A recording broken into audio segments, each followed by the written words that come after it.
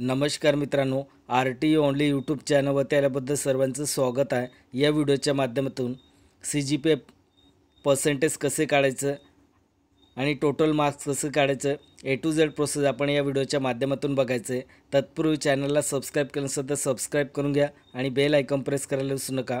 असेच नवनवीन व्हिडिओचे अपडेट तुम्हाला मिळत राहील। मित्रांनो, नॉर्थ महाराष्ट्र युनिव्हर्सिटी जोडगण या ठिकाणी आपल्याला सी जी पी पर्सेंटेज काढताना आपल्याला आपलं रिझल्ट बॅक साईडला बघायचं आहे। बॅक साईडला फॉर्म्युला दिला असेल, तो फॉर्म्युला यूज करून कसे पर्सेंटेज काढायचं आहे आणि टोटल मार्क्स कसे काढायचं ते आपण या व्हिडिओमध्ये बघायचं आहे। तत्पूर्वी चॅनलला सबस्क्राईब केलं नसेल तर सबस्क्राईब करून घ्या आणि बेल आयकॉन प्रेस करायला विसरू नका। अशीच नवनवीन व्हिडिओचे अपडेट तुम्हाला मिळत राहील। खाली ब्लॅक पट्टीमध्ये तुम्हाला सबस्क्राईब बटन दिसत असेल, त्या ठिकाणी प्रेस करा आणि बेल आयकॉन प्रेस करा, जेणेकरून तुमच्याकडनं कोणतीही माहिती मिस होणार नाही। सबस्क्राईब करायला पैसे लागत नाही मित्रांनो, चॅनलला सबस्क्राईब करून ठेवा। या ठिकाणी तुम्हाला पोस्टरमध्ये दिसत असेल BA BSc BCom BCA याचं CGPA असेल। CGPAमधून आपल्याला पर्सेंटेज कसे काढायचं आणि पर्सेंटेजमधून आपल्याला टोटल मार्क्स कसे काढायचं ते आपण या व्हिडिओमध्ये बघायचं आहे। तुम्ही 2 मिनिटात काढू शकतात। चला तर आपण सुरुवातीमध्ये रिझल्टचं बॅक साईड बघून घेऊ आपण, नंतर आपण कॅल्क्युलेशन कसे करायचं ते आपण पुढे बघू। तर बघा, तुमचं रिझल्ट बॅक साईडला बघायचं आहे। मी झूम करून दाखवतो तुम्हाला। आता हे टेबल बघायचं आहे। या ठिकाणी टेबल बघताना आपल्याला सुरुवातीमध्ये काय बघायचं आहे बघा, या ठिकाणी हा पॉईंट बघायचं, conversion table for subject wise marks obtains out of 100 and grade. आता हे आउट ऑफ 100 एन ग्रेड आहेत। या ठिकाणी table number 1, table number 2, table number 3 असं दिले आहे। आता या ठिकाणी आपल्याला कोणता टेबल यूज करायचं आहे, तर आपण BA BSc BCom हेच आपण पर्सेंटेज काढतो याचं। तर आपल्याला फर्स्ट टेबल घ्यायचं आहे। BEdचं काढत असेल तर सेकंड टेबल, आणि passing in more than 45 course याचं काढत असेल तर थर्ड। तर आपल्याला BAचं काढायचं आहे। आता कुठल्याही एक्झामसाठी आपण ॲप्लिकेशन अप्लाय करत असतो तेव्हा आपल्याला पर्सेंटेज त्या ठिकाणी फिलअप करावं लागतं किंवा टोटल मार्क्ससुद्धा फिलअप करावं लागतं। तर आपल्या रिझल्टमध्ये CGPA फक्त दिलं असतं, तर कॅल्क्युलेशन कसं करायचं ते आपण बघायचं आहे। आता हे टेबल व्यवस्थित चेक करून घ्यायचं आहे। आता आपला रिझल्टवरती ग्रेड कोणता आला आहे, A+ आलं आहे का किंवा B+ आलं आहे का B आलं आहे किंवा A आलं आहे किंवा O ग्रेड आलं आहे, ते आपण ग्रेड बघून घ्यायचं आहे। आपल्या ग्रेड वाईज आपल्याला जर A ग्रेड आलं असेल तर तुमचं कोणत्या रेंजमध्ये असेल, 80 तर 89मध्ये या रेंजमध्ये असेल तुमचं मार्क्स। तर या ठिकाणी ऑब्टेन मार्क्स या रेंजमध्ये असेल। आता हे टेबल पाहिल्यानंतर आपल्याला खाली फॉर्म्युला दिलं असेल बघा,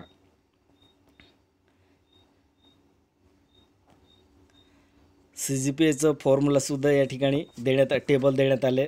तर टेबल बघून घ्यायचं आहे। आता हा टेबल CGPAचा। आता ग्रेड कोणत्या रेंजमध्ये कोणता ग्रेड आहेत, तर बघा या ठिकाणी 8.0 to 10 तर A+ देण्यात आले। सेकंड आहे 7.0 7.99 A ग्रेड देण्यात आले, आणि थर्ड 6.0 6.99 B+ देण्यात आले। असं आपल्याला ग्रेड बघून घ्यायचं आहे। तर आपली CGP जे आपल्या रिझल्टवरती असेल ती CGP कोणत्या रेंजमध्ये येत आहे ते रेंजमध्ये आपल्याला CGP बघायचं आहे। CGP बघून पुढे आपल्याला ग्रेड बघून घ्यायचं आहे। ग्रेड पाहिल्यानंतर आपल्याला खाली फॉर्म्युला दिले बघा। आता या साईडला आपल्याला या कोपऱ्यामध्ये दिले बघा, हा इम्पॉर्टंट पॉईंट आहे। या ठिकाणी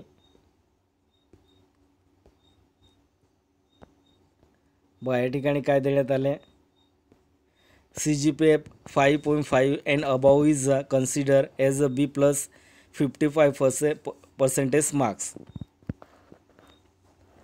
आता CGPA काय दिलं असेल तुमचं, तर CGPA हे बघा 5.5 599 B+ दिलं असेल, B ग्रेड दिलं असेल तुम्हाला। तर या ठिकाणी बघायचं आहे CGPA 5.5 असेल तुमचं, and above is consider as a B+ 55% marks. म्हणजे तुम्ही हे कन्सिडर करायचं तुमच्या या रेंजमध्ये असेल 5.5 5.99 B ग्रेड असेल तुम्हाला, CGPA असेल तुमचं, तर तुम्ही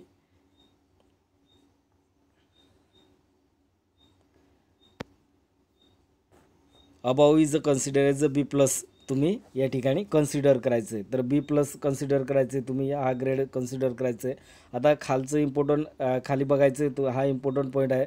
तर बघा हे पर्सेंटेज फॉर्म्युला आहे या ठिकाणी CGPA गुणिले 10 हा फॉर्म्युला आहे. हा फॉर्म्युला यूज करून तुम्ही 1 मिनटामध्ये कॅल्क्युलेशन करून तुम्ही तुमचं पर्सेंटेज काढू शकता आणि टोटल मार्क्स काढू शकता. चला तर आपण पर्सेंटेज कसे काढायचे ते आपण बघू, कॅल्क्युलेशन करून बघू. प्रत्येक युनिव्हर्सिटीचं CGPA वेगवेगळं असतं मित्रांनो, लक्षात ठेवायचं. आपलं या ठिकाणी बघा, या ठिकाणी आपल्याला 10 देण्यात आले. काही युनिव्हर्सिटीमध्ये 9.5 असते, काही युनिव्हर्सिटीमध्ये 7.5 असते, काही युनिव्हर्सिटीमध्ये 8.5 असते, काही युनिव्हर्सिटीमध्ये 6.5 असते मित्रांनो. तर बघा हे CGPA तुम्ही व्यवस्थित बघून घ्यायचं आहे. तुमचा हा फॉर्म्युला कसं यूज करायचं. तर CGPA तर हा 10 हा इम्पॉर्टंट आहे. 10 आपल्या युनिव्हर्सिटीमध्ये नॉर्थ महाराष्ट्र युनिव्हर्सिटीमध्ये 10 देण्यात आले. तर 10 आपल्याला CGPA गुणिले 10 करायचं आहे. काही युनिव्हर्सिटीमध्ये असेल तर CGPA गुणिले 9.5 असं आपल्याला कॅल्क्युलेशन करायचं असतं. तर आपण नॉर्थ महाराष्ट्र युनिव्हर्सिटीचं बघतोय तर आपल्याला 10 यूज करावं लागेल या ठिकाणी, CGPA गुणिले 10. चला तर आपण कॅल्क्युलेशन कसं करायचं ते आपण बघू. बघा सोपी पद्धत आहे, जास्त किचकट नाही याच्यात. बघा BA BSc BCom आता आपल्याला कॅल्क्युलेशन सोप्या पद्धतीने करता येणार आहे या ठिकाणी. तर बघा BA BSc आणि BCom नॉर्थ महाराष्ट्र युनिव्हर्सिटी जोलगण या ठिकाणी आपल्याला सुरुवातीमध्ये आपल्या रिझल्टवरती बघायचं, CGPA बघायचं, CGPA बघायचं आपल्या रिझल्टवरती. तर या ठिकाणी बघा CGPA 8.6 आहे, 8.6 आहे CGPA गुणिले 10. जसं मी तुम्हाला फॉर्म्युला दाखवलं होतं तसं या ठिकाणी काय करायचं आहे, 10 लिहून द्यायचं आहे. याचं कॅल्क्युलेशन करायचं आहे आपल्याला 8.6 गुणिले 10. तर या ठिकाणी आपल्याला काय येणार आहे, पर्सेंटेज येणार आहे. आपले पर्सेंटेज किती आले, 86% आले.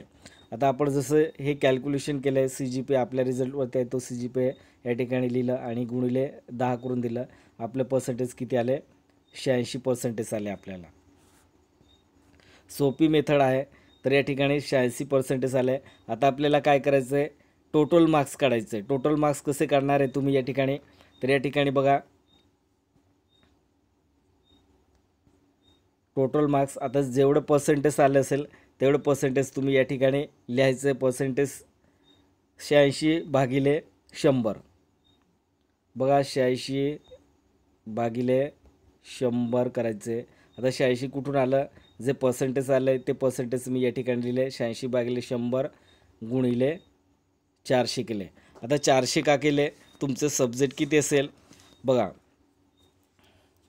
4 सब्जेक्ट असेल, 6 सब्जेक्ट असेल किंवा 8 सब्जेक्ट असेल किंवा 10 सब्जेक्ट असेल तर तुम्ही बघा 6 असेल तर 600 करायचं आहे. 400च्या ठिकाणी, या 400च्या ठिकाणी काय करायचं आहे,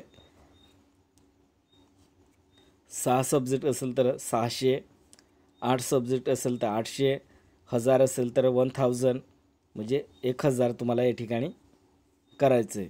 तर या ठिकाणी जेवढे पर्सेंटेज आले असेल बघा, तुम्हाला कॅल्क्युलेशन करून दाखवतो.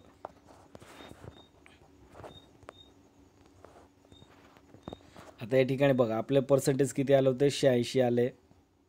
86/100 गुणिले आपले सब्जेक्ट किती आहे रिझल्टवरती, 6, 8, 10, जेवढे 10 असेल तर 1000 करायचे. तर इथे बघा मी 400 घेतले, 400 आहे माझ्या रिझल्टवरती, तर मी 400 या ठिकाणी लिहिलं आहे. आता हे सर्व कॅल्क्युलेशन करायचं आहे आपल्याला, 0 0 0 0 कट. आता आपल्याला कॅल्क्युलेशन करायचं आहे. तर कॅल्क्युलेशन करताना आपल्याला काय करायचं आहे, 4 गुणिले 6 आणि 8 गुणिले 6 किती झाले, तर या ठिकाणी टोटल किती झाले आपल्याला 344. बघा कॅल्क्युलेशन आपण केलं या ठिकाणी, तर किती झाले 344 मार्क्स आले. आपण 86/100 गुणिले 400, 4 विषय होते म्हणून 400 घेतले, तर टोटल किती आले 344 आले. उत्तर काय आलं याचं 344 खाली काय करायचं आहे, भागिलेचं चिन्ह द्यायचं आहे आणि 400 लिहून द्यायचं या ठिकाणी. म्हणजे आपल्याला किती आलं, 400 पैकी किती मार्क्स आले, 344 मार्क्स आले. असं तुम्ही तुमचे मार्क्स काढू शकतात. पर्सेंटेजवरून तुम्ही तुमचे टोटल मार्क्स आणि किती मार्काचं होते ते तुम्हाला रिझल्टवरून तुम्हाला समजून जाणार आहे. किती सब्जेक्ट आहे ते सब्जेक्ट 6 असेल तर 6 लिहायचं. आता 400 पैकी आपल्याला 344 मार्क्स आले मित्रांनो. व्हिडिओ आवडला असेल तर सबस्क्राईब, लाईक, शेअर आणि बेल आयकॉन प्रेस करायला विसरू नका. असेच नवनवीन व्हिडिओचे अपडेट तुम्हाला मिळत राहील. जास्त करून याच्यात काही किरकोळ नाही मित्रांनो. तर मित्रांनो, तुम्हाला समजलं असेल किंवा समजलं नसेल तर तुम्ही कमेंट बॉक्समध्ये नक्कीच मला मेल करा. मी लगेच तुम्हाला रिप्लाय देईल. काही गोष्टी तुम्हाला समजली नसेल तर मी रिप्लाय देणार आहे. चॅनलला सबस्क्राईब करायला पैसे लागत नाही मित्रांनो. खाली ब्लॅक पट्टीमध्ये तुम्हाला सबस्क्राईब बटन दिसत असेल त्या ठिकाणी सबस्क्राईब करा, बेल आयकॉन प्रेस करा आणि तुमचे मित्र असेल, तुमच्या ओळखीचं असेल किंवा तुमचे नातेवाईक असेल त्यांना हा व्हिडिओ नक्की शेअर करा आणि ते स्वतः कॅल्क्युलेशन करून ते ॲप्लिकेशन स्वतः भरून घेणार आहे मित्रांनो. जय हिंद, जय महाराष्ट्र.